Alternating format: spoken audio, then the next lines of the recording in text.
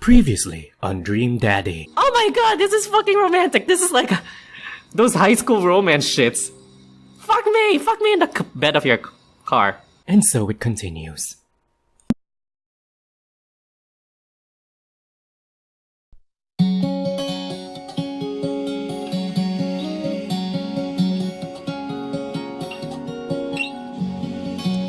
Oh, Robert, you make me swoon.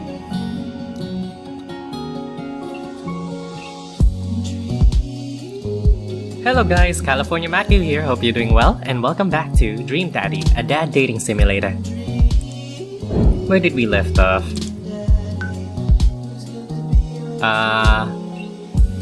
Amanda crying. Amanda crying? Wait a minute. I'm trying to remember what the hell happened. Which I'll probably remember during the editing since I'm gonna do a previously on Dream Daddy. Alright. Try to drive in a way where you never have to use your brakes. Well, it's been a long day.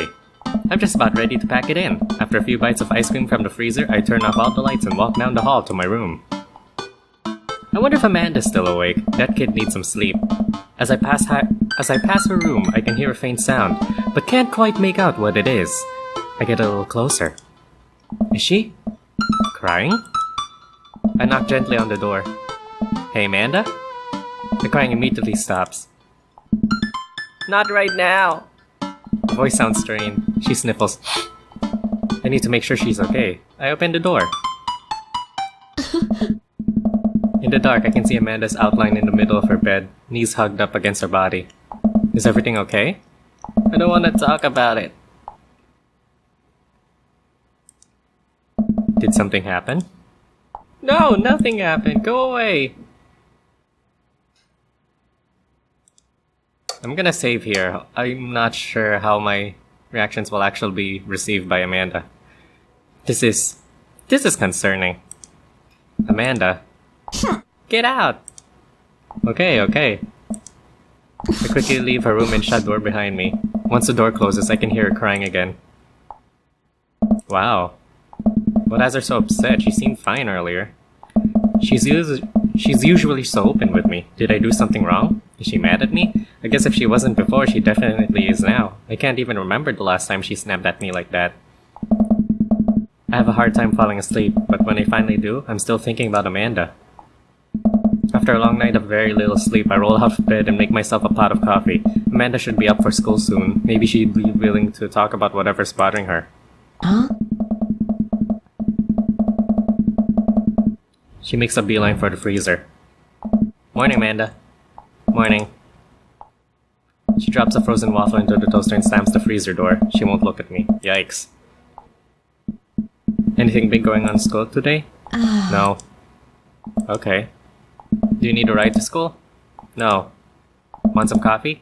Amanda pulls the toaster lever up and takes her still freezer burned waffle out before it's finished cooking. I have to go. I'm sorry, I'm gonna have to check how I can make this better.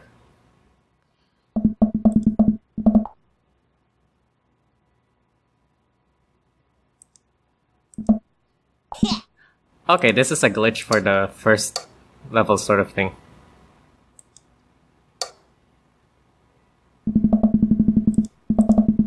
Huh?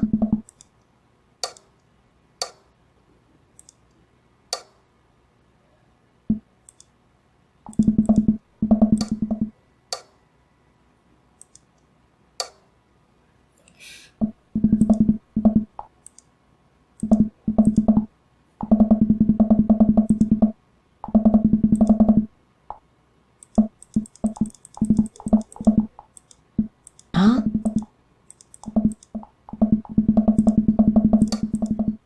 Okay, there's not much difference. Actually, there should be difference if.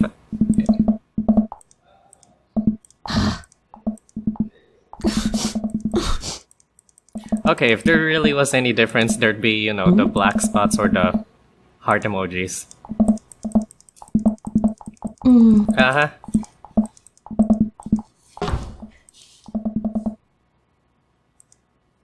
Hopefully this blows over and things are back to normal soon. I sit back at the kitchen table and look at the picture of Amanda and I hanging on the wall. In it, I'm teaching her to ride a bike. Her face is a mixture of excitement and pure, unadulterated fear. I remember how determined she was. Every time she would fall off and scrape her knees, she would get up and try it again.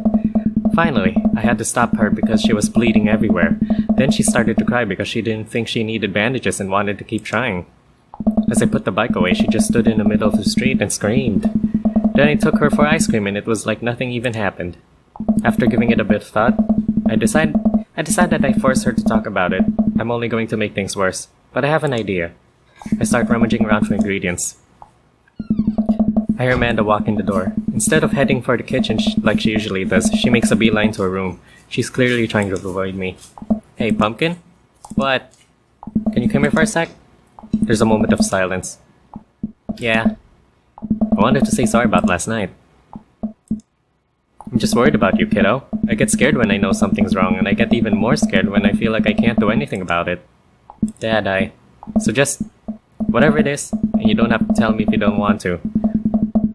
But whatever it is, just know that you have a dad in your corner who wants you to be happy. Honey, you know I'm bad at words, so I'm just hoping... So I was hoping I could speak a language we both understand. I pull a cake out of the fridge and place it on the table. Hopefully the frosting has set by now. Ta-da! Dad. It took me a really long time because I ran off red frosting somewhere around sad and had to start over and... This is beautiful. It's strawberry. Amanda gives me a big ol' hug. I grab some plates and forks and serve us up some delicious cake. It's really stupid. What is? This whole thing. I know I've been really weird lately and there's just... don't even know how to explain it. I feel like I might have to make you a chart. I'm listening. Do you want me to take notes? I guess I should start from the top. So you know how Emma R is going to that fancy art school in California, right? Emma R.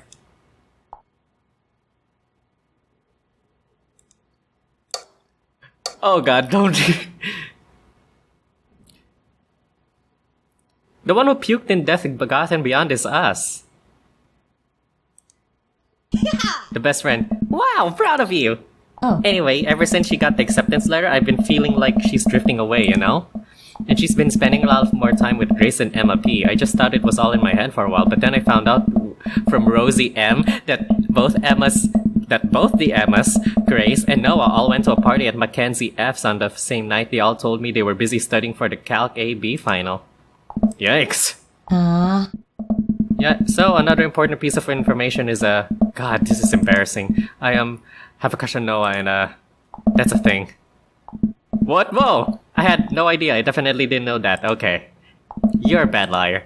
So are you! I learned from the worst.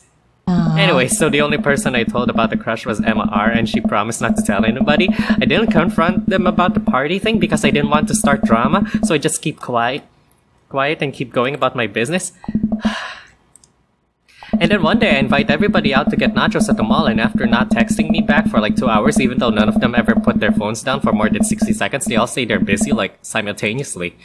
So I tell them, never mind, I'll just eat nachos at home, right? But we were out of chips and I really, really wanted nachos. Totally understandable. So I got to the mall anyway. I got to the food court, and who do I see there but Grace, Emma P, Emma R, and Noah, all hanging out together and eating nachos without me. What? Gets better. I'm standing by desk. Okay, this is... I'm relating to Amanda at a visceral level. Like, I know this feeling of being left out. And I realized that Noah has his arm around MR, which is kind of weird, right? But then they kiss! No! Yes! I know! So I storm over there and I'm like, hey! And Grace drops a nacho on her shirt. Because of course she does, and MR just like glares at me. Grace. Nothing is coming up. I don't know who that is. Grace is the...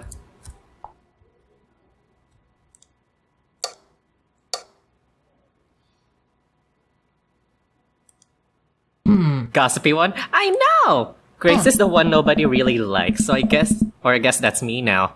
But anyway, nobody will say anything, and I'm just like, you guys suck, which I realize is not the most eloquent thing to say, but I was very angry and really embarrassed, and I just wanted to get out of there. So I left, without nachos, might I add, which only further contributed to this shitty day, and I immediately drafted a super long text to the group chat, asking them why they've been so weird. And I wrote another one to MR, asking how long the Noah thing's been going on, and sorry, I know that's a lot. You still following?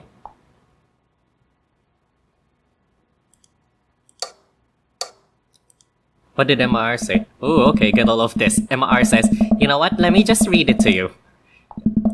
She reads word for word an arduously long string of text messages. Can you believe that?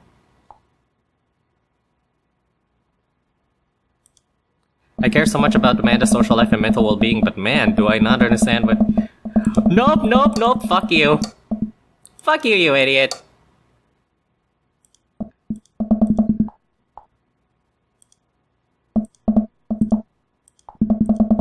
Hmm?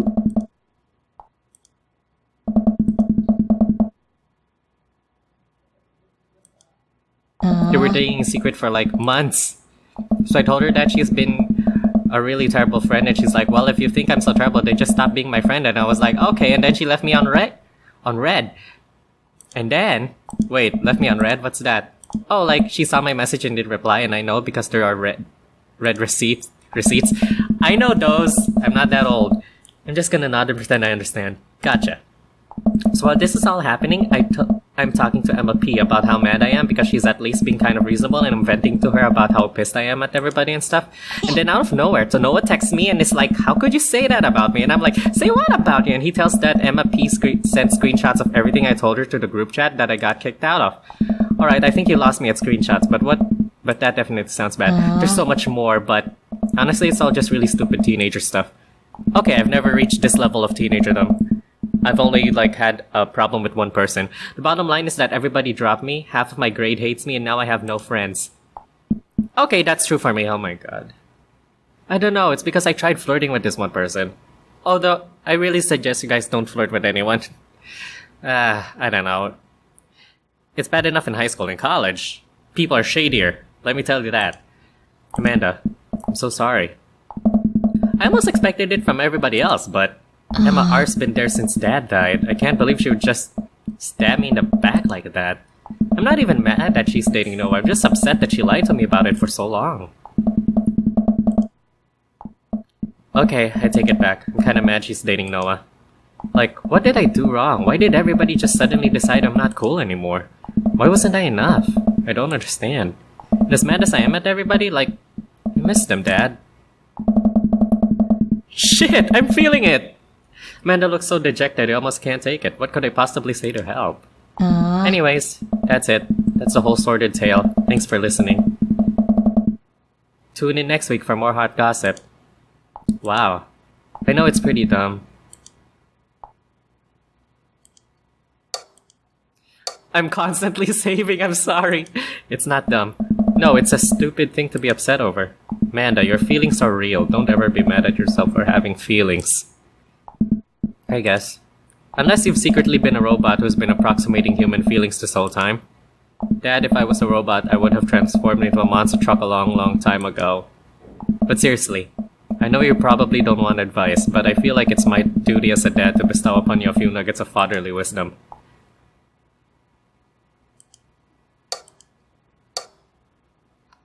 What the fuck do I say? I've never...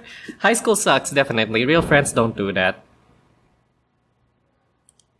When you get older, you start realizing the sort of people you want to associate yourself with. Do you really want to surround yourself with people who would do something like that to their friend? It takes a lot of work to find and maintain meaningful friendships. It took me a long time to figure that out myself, and I wish I had learned it sooner. If the other person isn't putting the effort in to show you how much they care, it's not worth it. You're not beholden to being their friend. Yeah, I guess.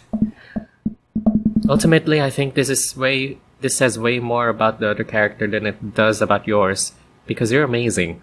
And if they can't see that, well, that's their problem. I'll keep that in mind. I look down at the table. Did we just eat that whole cake? Yes, we did just eat that whole cake. Well, good talk. Amanda gets up to go to her room. Before she closes her door, she turns around. Hey, Pops. Yeah? Thank you. You're always welcome. Love you, Amanda. I love you too, Dad. Oh! Guys, did you hear that? I want to rewind! I will forever cherish that moment of I love you too, Dad. That was great! Welcome. You've got Dad. Okay.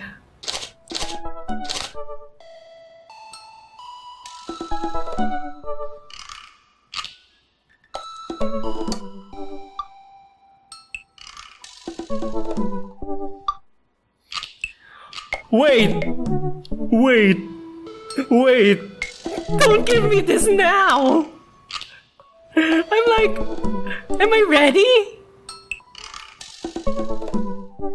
You know what, I'll do everyone's route, but then I feel like this game's really more focused on Amanda, I think. I mean... Holy shit! Wait! Don't throw this in my face! I swear to God!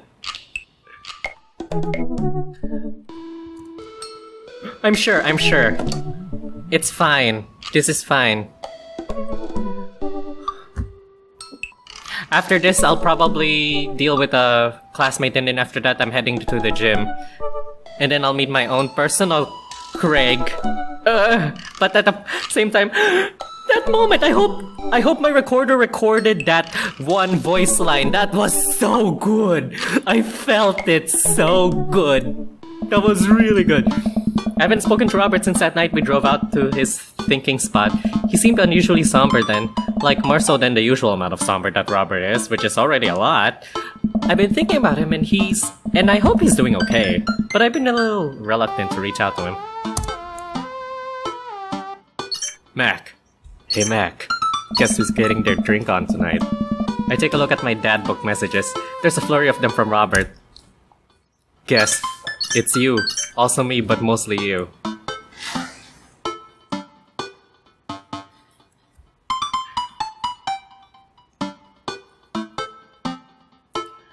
So, I feel like I should just... should I say yeah, dude, or just now?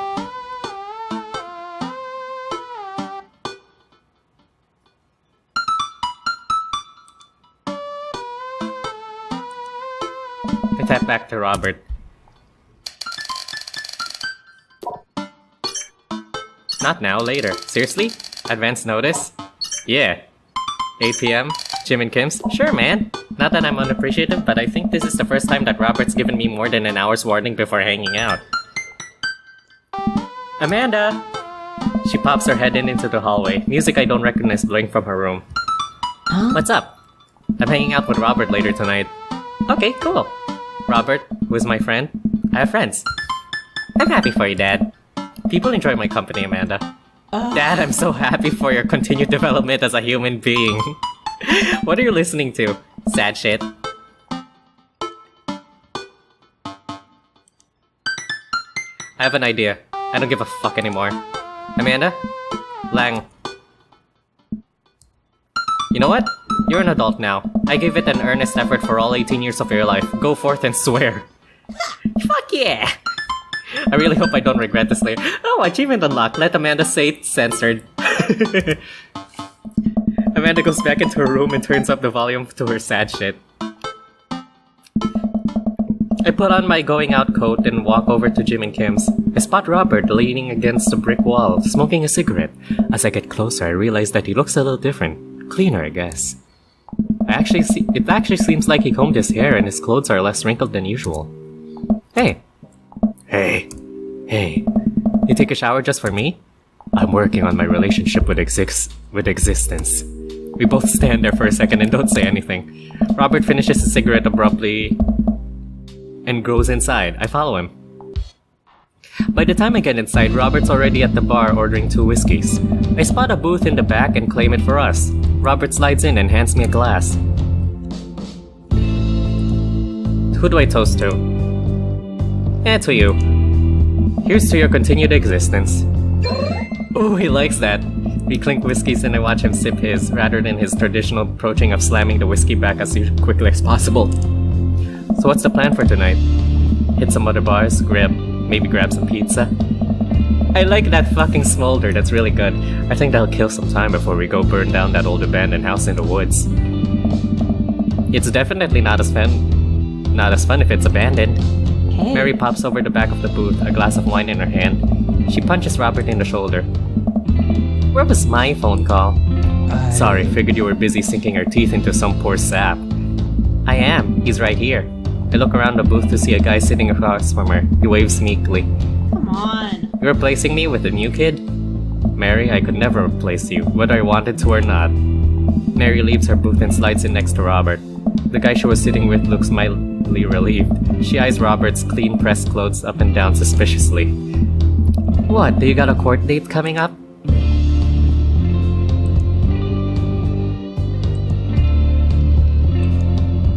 He would have had to shave first. Seriously though, what's up with you? Robert stares down at his drink, suddenly looking serious. It's Pappy. Doctor says it's cirrhosis of the liver. I told that old bag of bones to quit it with the sauce, but it's all he's ever known, especially since Ma's gone. That's why I invited you out tonight. Just didn't want to be alone. Oh, come on. Mac, don't be an asshole. You know the one thing Robert doesn't joke about is his Pappy. Whoops. They're giving him 2 months. We gotta help him straighten out his affairs. Robert, I'm so sorry. Robert takes a long look at his whiskey, eyeing it in the dim glow of the bar's lights. Look at his life, then I look at mine. I look at his life, then I look at mine, and I know history's just doomed to repeat itself. Oh my god. I'm just kidding. He's retired with his new girlfriend in Acapulco. They watch the sunset every night, probably screw like donkeys. Wait, aren't rabbits the ones who screw a lot? Oh sorry, didn't realize you were an expert on which animals screw a lot. Please stop saying the word screw. Robert finishes his drink and slides it away from him. Wait, I'm confused. So Pappy's serious, but Pappy? He gets up out of the booth. Me and Mac are gonna hit the bricks. You coming with? Mary casts one glance at the sad sap she's been hunting and downs the rest of her wine in one gulp. This place is dead anyways. We exit the bar and find the typically empty street filled with a small crowd of people. At the front is a guy with a really deliberate attitude and bad posture. He carries a lantern that he shines up at his face for dramatic effect. What's going on? Looks like it's one of those walking ghost tours. They do that in this part of town all the time. We have that? I've always wanted to do one of those. You know all the stories are fake, right? Pretty much all of my stories are fake. This is research. Aw, he's like a puppy. Beeline towards the back of the group. He turns around when he notices that I'm not following him. Come on. We can't just crash it, can we? Don't be such a square, Mac. Just act like you belong. Robert saddles up to the... I've done that before, actually. I'm a bit of a Robert myself. I reluctantly fall into step behind him. Well, here goes nothing. Tourmaster Quinn. Does he look familiar? I feel like he looks familiar. Hey, it was in this place in 1694? Wait, let me put on my surfer voice. Hey, cha. 'Twas in this place in 1694 that the most infamous witch trials were held. That's Salem. To date, we do not know if the people burned at the stake were actually witches, but it's widely reported that their ghosts still haunt this hapless dive bar to this very day. Brah. It was actually in 1692. What? And the site was over by the coffee shop down the road. I'm sorry, who are you? Daniel McSturgis, ghost historian. And this is my colleague, Dr. Oh my god. 80s, 90s, 2000s. 80s. Dr. Loomis, paranormal investigator extraordinaire. We're touring America's most haunted location as research for our new book. You may have seen our guest cameo in Paranormal House Hunters, Extreme Edition. What? That's legit? What? Are you guys part of the group? I don't remember seeing you at the first stop. We like to keep a low profile, easier to catch ghosts that way. They've definitely been here. Been standing next to them the whole time. Oh, way to play that. Thank you, random lady who I do not know. Ah. As I was saying, the epicenter of paranormal activity can be found at the Coffee Spoon over there. The man who runs it has been plagued by hauntings since he signed the lease. Damn near driven him mad. But whatever you want to say is cool, I guess. It's your tour. Man, didn't know that about Matt. Wait, Robert's making this up. The tour group listens intently to Robert's every word. I think the tour guide can tell that he's losing the group. He seems to be getting flustered. Hey! Thank you for your contribution and knowledge, Mr. McSturgis. Let's move on to the next haunted location. We follow the group down the street. That tour guide's shirt is cool. Yeah, everyone in the group gets one if we make it to the final location. I turn to Robert and grab him by the shoulders. I need that t-shirt. Well, guess we're in this for the long haul then. Just follow my lead, don't arouse too much suspicion, and we will have cool ghost shirts in no time. Alright! That's a Hawaiian. Our group arrives at an old decrepit colonial-style house. A quick pause and tour. My name is Quinn, but most people on the ghost tour circuit call me Tour Master Quinn. I'm a DJ, trivia master, and part-time actor. That's the good stuff. I do private ghost hunting events, birthday parties, MC bar mitzvahs, and perform traditional vaudevillian mime work. Wait! I need this for my resume. Hold on, where's the print screen in this shit? Hold on. Hold on, guys, I'm just gonna put this in paint. Fuck my life. Fuck my life like a dick. True Master Quinn gives out the headshot to all of us. His resume is on the back.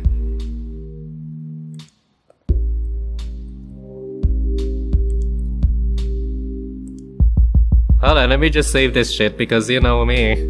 Oh, for fuck's sake. JPEG. There. His resume is on the back. Stage combat experience. Anyway, here's a little bit of history for you all. This was the home of noted American author Dorothy Pembridge, whose prose was widely popular in the late 19th century. It was in the attic of this very home where she wrote such classics as The Diaries of a Victorian Mistress, Lady Fitzwilliam's Courtship, and The Ghost of Sea Captain Reginald Barclay. She unfortunately died of consumption shortly after the turn of the century, but several people have reported that on some nights, you can see a light from the attic, where the ghost of Miss Pembridge continues work on her latest bestseller. I guess you could say that she was consumed by her work. Boo! I'm sad. He needs to work on his dad jokes. Actually, consumption is a popular cover-up. Little known fact is that it was a murder-suicide. That's the good stuff. Pretty sure it was a consumption. Sure. And we definitely didn't hire Stanley Kubrick to elaborately fake the moon landing. That's the watered-down, censored version they teach you in school. But if you can't handle the real story, I understand. It's not for the faint of heart. Can we? Master Quinn. I think everyone would much rather hear what this world-renowned ghost historian has to say, right, everybody? Hey. Are you fucking my dick? I'm so sad. Aw, don't be so sad, Quinn. This is a topic we cover intensely in our book. Dr. Loomis, would you care to tell the story? Alright. Shut up, I'm trying to think. Go with something I know, I bet. In the 19th century, Dorothy Pembridge was credited to protecting New York City from potentially world-ending paranormal forces. Despite her success, her ragtag group of ghost hunters were disbanded by government officials. However, after learning that the ghost of Vigo the Carpathian has taken an interest in her son and her ghost-busting friends... her and her ghost-busting friends launched a mission to defeat the ghost and once again save New York City. Isn't that the plot to... Ghostbusters? Nope, it's not. The tour guide sees this as an opportunity to take back the group and address us with some razzle-dazzle. Aha, what an interesting story! Oh. Come on. Now I just want everyone to know that the next location is extremely terrifying. If anyone thinks they can't handle it, feel free to excuse yourselves. Alright, I'm bored. Mary turns to a young guy looking at his phone and taps him on the shoulder. Hey kid, fancy buying a gala drink? The guy looks up at her and smiles. Only if the bar is haunted. Honey, I can show you the most haunted place in town. Think I could exorcise your demons, if that's what you're looking for? Don't write checks your dick can't cash, kid. Ooh, what? His eyes go wide. Mary salutes me and Robert. She suddenly pulls me into a hug and murmurs into our ear. When you've known Robert as long as I have, you know when something's wrong. Keep an eye on him for me tonight, okay? Sure, Mary. Good man. Mary pats me on the back and pulls away. She takes the guy's hand and leads him down the street. Hey! Take it sleazy, fellas. Mary is fun. I like her. I don't know why they made her feel like such a bitch initially, but I like getting to know her. She's really cool. Makes me curious about her situation with Joseph, though. That's bothering me, actually. God help that poor soul. Mary or the kid? Both? Our last stop, this burial ground is such a hotbed for horrifying paranormal activity that I'm not even sure where to begin. There's the wailing ghost of the Wharf Man, the vampire of Maple Bay, the children of the moonlight. What about the Dover ghost? By this point, the tour guide is clearly irritated with us. What about it? So sad. I'm so sad. Oh, nothing. I just think it would be a crime to come all the way out to the cemetery, the actual origin of one of New England's most notorious paranormal entities, and not even mention the infamous Dover ghost. That is not a real thing. That is absolutely not a real thing. I think someone needs to brush up on their paranormal history. I know tons about paranormal history. I know every ghost story in this area. I can't guarantee there's one you don't know. Robert looks over at me and smiles. Would you folks care to hear the tale of how Loomis and I met? Hey! No. The entire group shushes the tour guide. Shh! Okay, fine. Tell the story. Well, it was a dark and stormy night. I wasn't always a paranormal investigator. Way back when, I was just a... Ha-ha! Shut up!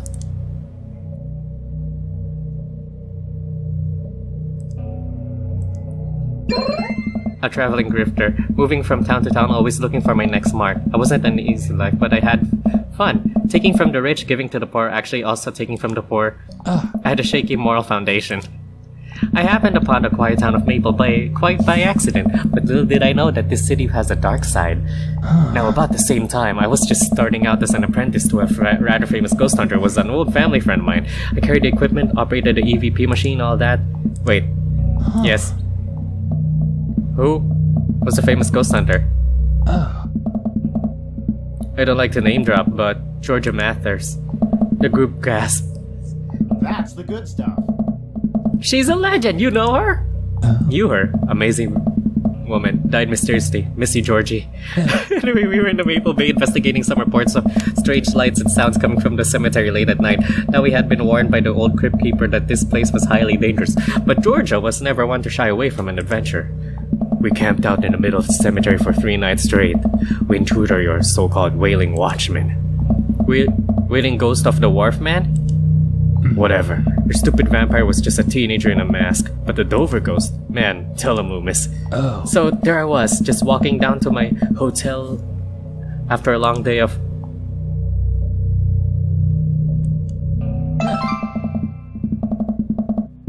working a couple of shortcuts. Classic pigeon drop scam, putting out feelers or a rip deal. I was going to steal a baby, probably. Would have made me rich.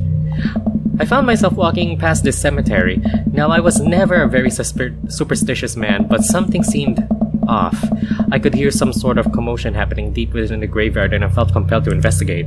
And thank God you did. Georgia and I were conducting a seance in the mausoleum. At first, things were pretty normal, but after an hour, everything went south. Playing back the EVP meter, we were able to hear a single word. Run. The air suddenly went cold.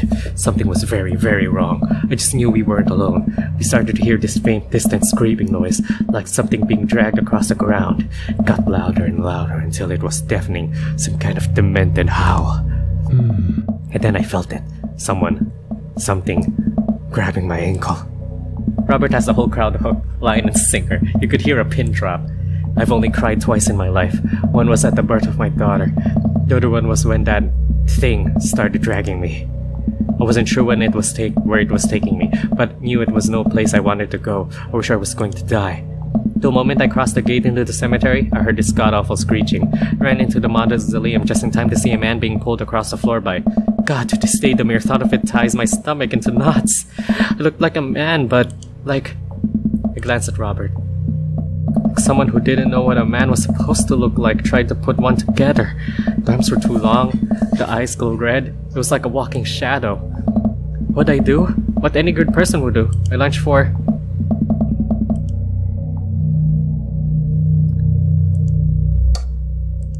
Oh god, I forgot his name. His name was...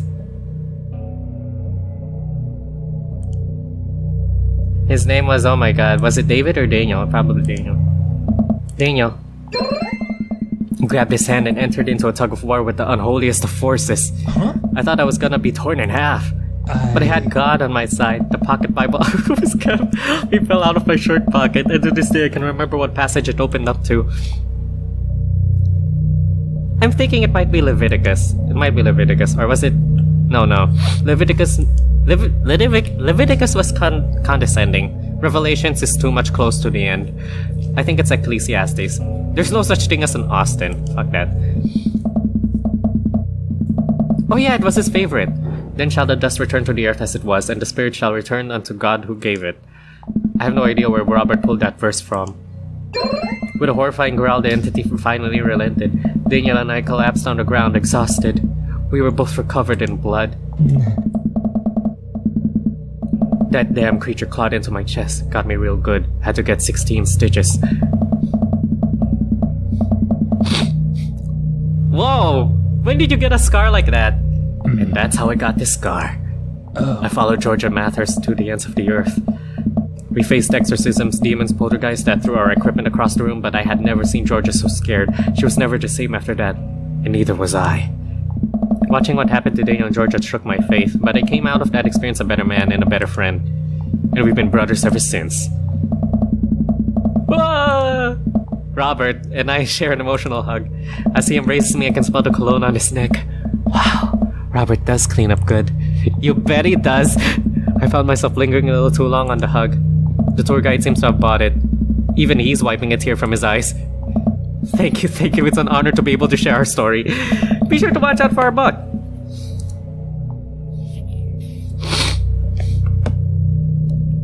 Oh, I better not fuck this up.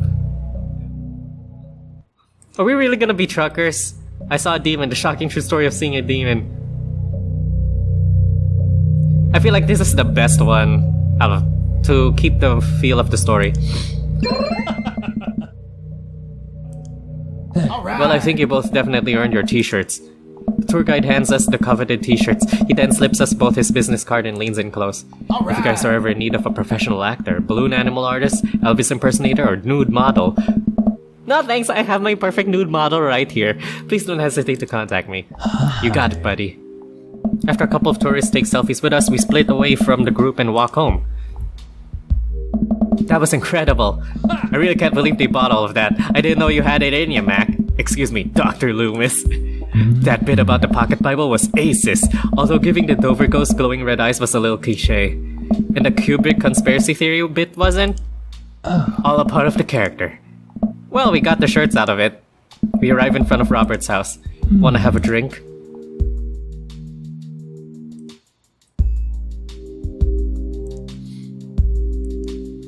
I know where this goes.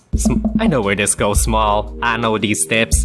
1 second I'm sipping delicious aged scotch, the next I'm foaming at the mouth and you've taken over the throne. Oh. Long live the king, baby.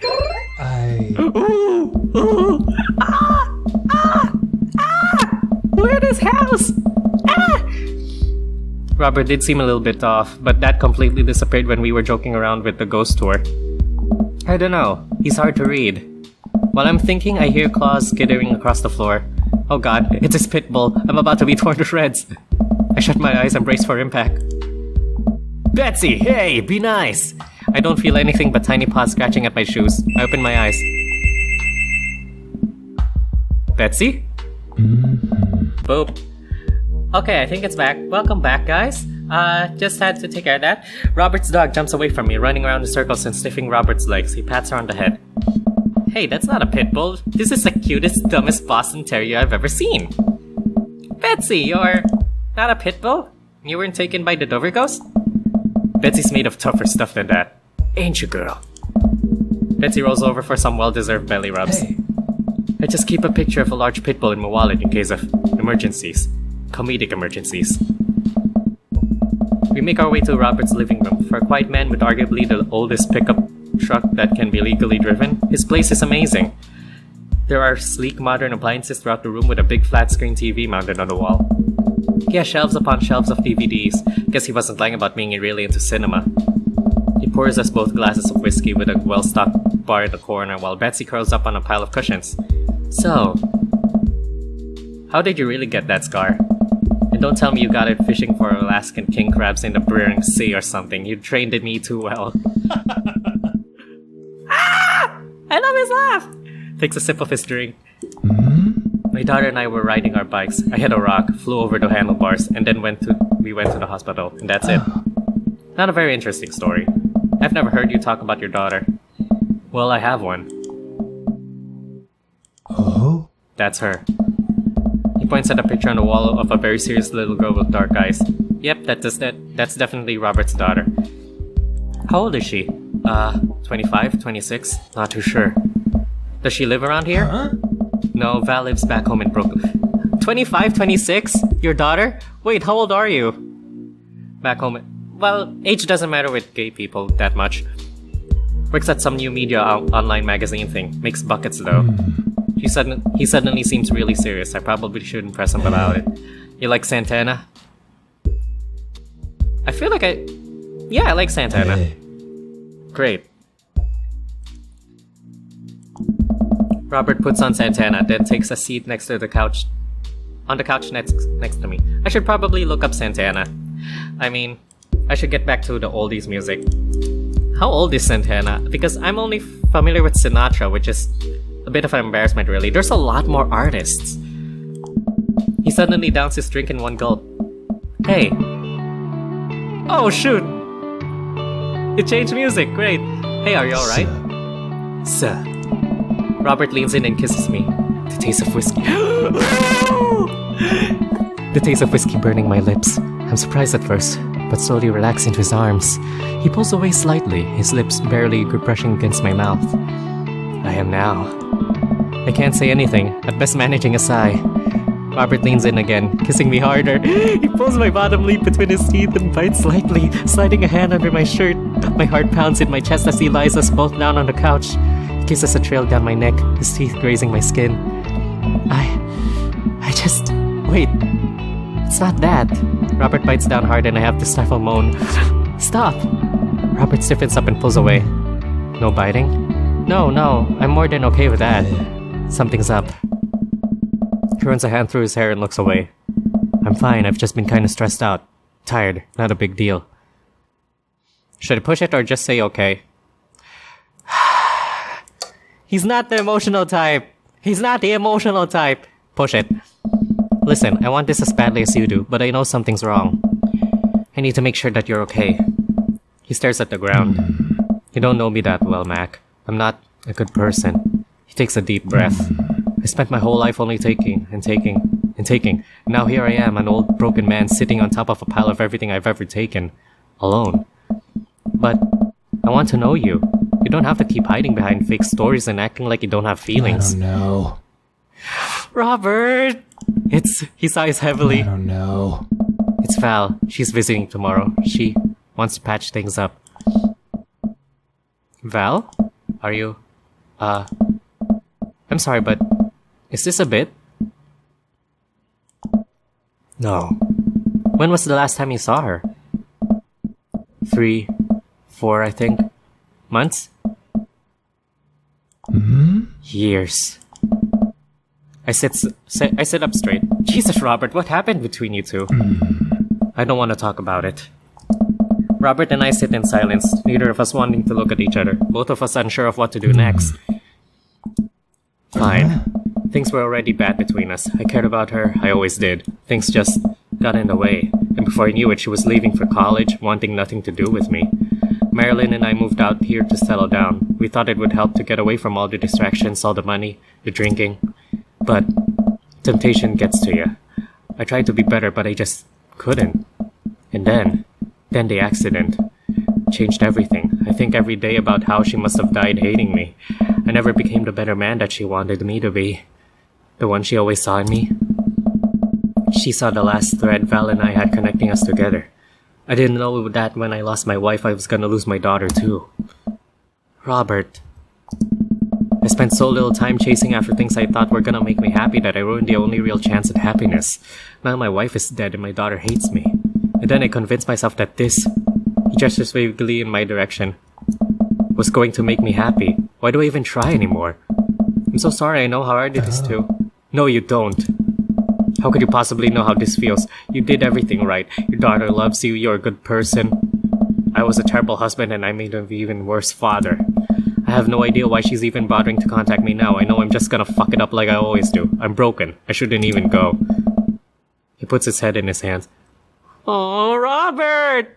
Your cinnamon roll! Fuck! Don't do this to yourself! No, fuck you! I'm not walking away! Okay, what he wants or what he needs? What he needs. Nothing is going to change until you do. He pauses. He looks at me. There are a lot of things in my life that I regret, that I wish I could take back or do over, and it hurts so much to know that I can't. But what I can do, and what you have the privilege of doing tomorrow morning, is to wake up and try to be a better person than you were the day before.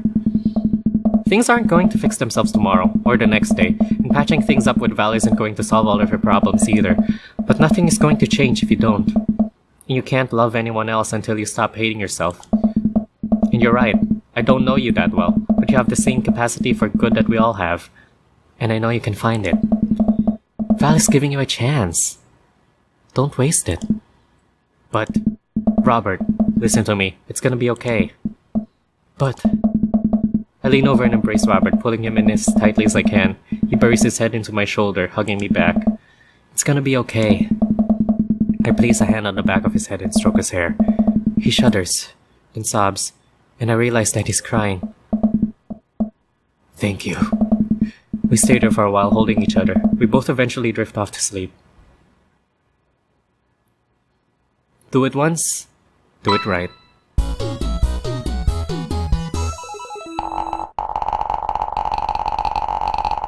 I think I did pretty good. I'm lost in your oceanic eyes. What? Ah! I'm lost in your oceanic eyes. Knife Dad! Yay, I got it! Holy shit. This was the most gratifying emotional experience I've had in my life. I haven't had this one since, well... coming out on top, actually. Holy crap. Eat my heart out. Fucking hell, this is so good. This is so good. This was so good. Holy shit, guys. Well... okay, once the loading screen stops, I'm just gonna... ooh, I think I have everything finally set up. Amanda should be here any minute now. I think that's her car in the driveway. Okay, gotta act natural. Be cool, Mac. Be cool. Amanda walks through the door with a suspicious look on her face. Hey, Dad. Off to a good start. Something fishy? Rats. You know what? I'm gonna cut this off here. I'm gonna continue on in the next episode. Thank you guys so much for joining me. This has been a great experience. I look forward to this. And wow, this is a really fun episode. I really enjoyed myself. So tune into the next one. I feel like we're getting close to the end. I'll see you next time. Bye for now.